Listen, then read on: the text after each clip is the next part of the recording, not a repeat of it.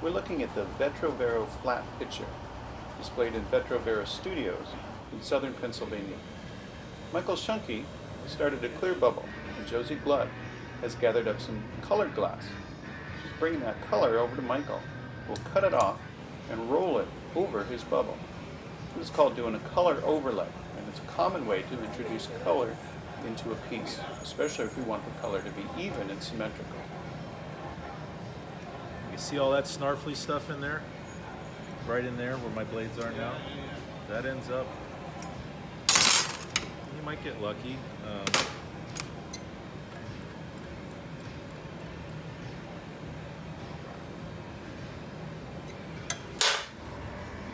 Michael's then handed the glass to Josie while he's raking the furnace. Michael was pushing the top layer of clear glass back. Meanwhile, Josie has rolled that color back onto the bubble. She's overlaid the color and made the bubble even and symmetrical. After handing it back to Michael, he can then gather through that nice clear layer of glass. So adding a whole full layer onto what he had already. You can see the color inside and the clear rolling on the outside. This furnace runs at 2,100 degrees Fahrenheit and is running 24 hours a day. Michael then uses a wooden tool called the block to shape up the glass.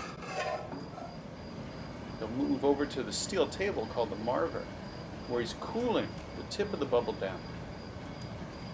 And once in a while he'll blow a little bit. Again, he wants to get to that place where he can make that flattened vase form we saw at the beginning. But the steps he takes to get there don't always make sense. This thing will start off kind of like a marshmallow, and as Josie continues to inflate the bubble from time to time, Michael will use that wet newspaper to start to push the bubble around and shape it into that kind of elongated football form. Blow. Stop. Michael and Josie have a very specific shape in mind, so all the steps they're taking are to get the bubble into that very specific shape.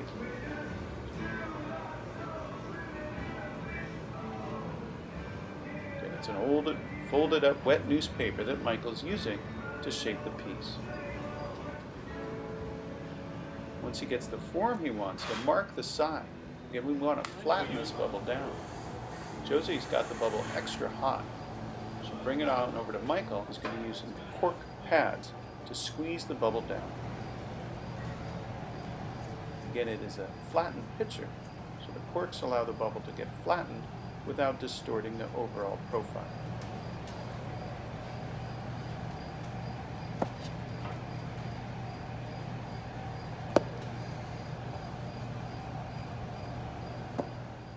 Once the piece is flattened the way they want it, That was the other TA when I met Lino at Haystack. Michael will let the bubble cool down a little bit in preparation for adding really the foot. took me under his wing. Like, you know, you're a good little guy. The foot starts its life as a gather of clear glass. But Josie then rolls through some crushed colored glass called frit. She'll then roll up some 23 karat gold on the outside of the blue glass. This is the foot.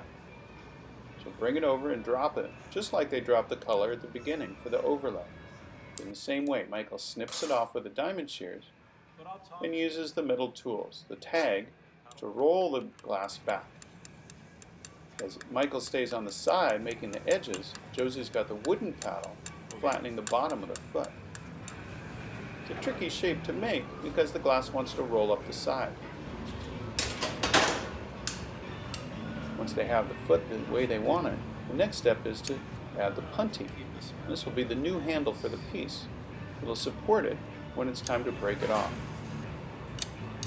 Michael attaches it, makes sure it's centered, and then with a little water and a tap, he's broken the vase off the pipe.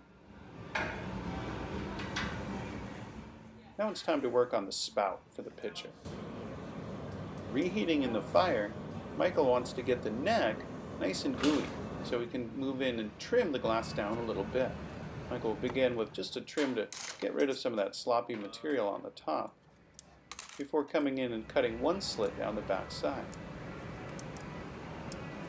He wants a nice even U-shaped cut, but he starts with a single slit and then heats up the area that he wants to cut more using the propane torch. Cars, property. Before going back in with the duck-billed shears,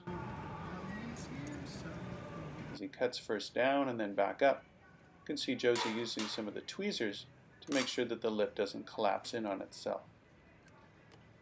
Michael will stretch the glass out a little bit more in preparation for the final trim that will get the part that's the actual spout itself, cutting up and then down.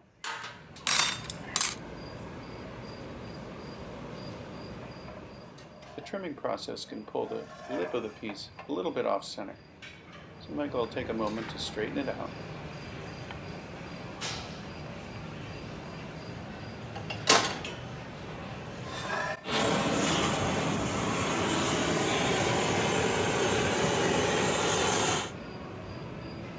You ready for a wrap? I am. And then he'll work on the opening itself, making sure that spout is perfectly symmetrical when you look at it from the top.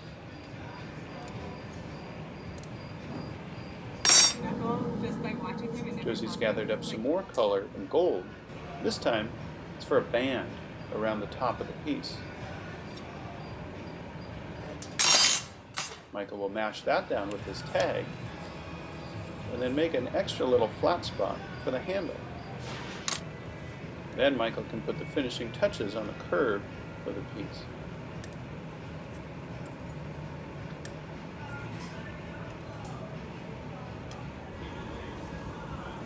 The handle will start the same way as the wrap and the foot. Clear glass rolled through crushed blue glass with 23 karat gold rolled onto the outside. This one's a little different though. Josie's going to pre-shape it with her tweezers. She's put 2 creases in.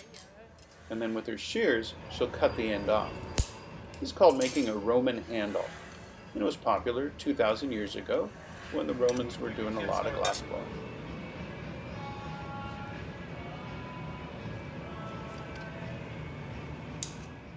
Heated that bit up, brought it to Michael, who attached it, snipped it, and now is stretching it and then bending it into the form that they have in mind.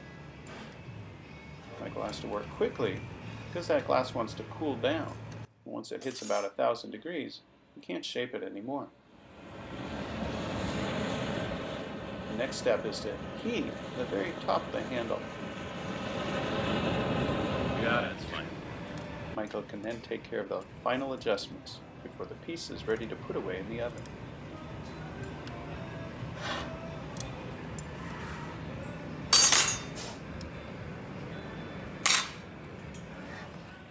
Once everything's in its proper place, it's time to add a little bit more heat into the bottom of the piece.